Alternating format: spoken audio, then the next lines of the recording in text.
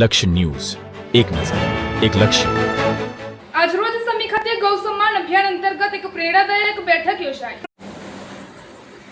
સમી ખાતે ગૌ સન્માન અભિયાન અંતર્ગત પ્રેરણાદાયક બેઠક યોજાઈ. રાષ્ટ્રભાવના અને સંસ્કૃતિ સંરક્ષણનો સંદેશ પ્રસર્યો.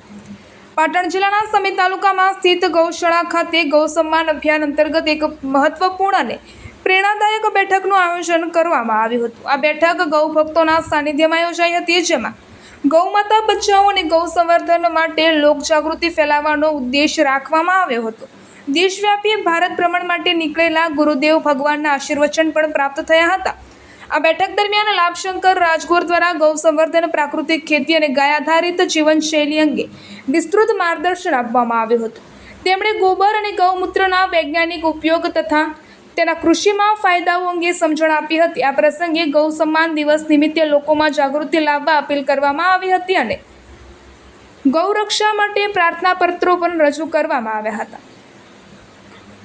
અંતે ગૌ સેવા, સંસ્કૃતિ અને પર્યાવરણના સંરક્ષણ માટે તમામને આ અભિયાનમાં જોડાવા અપીલ કરવામાં આવી હતી. રિપોર્ટર પંકજ સાધુ, પાટણ.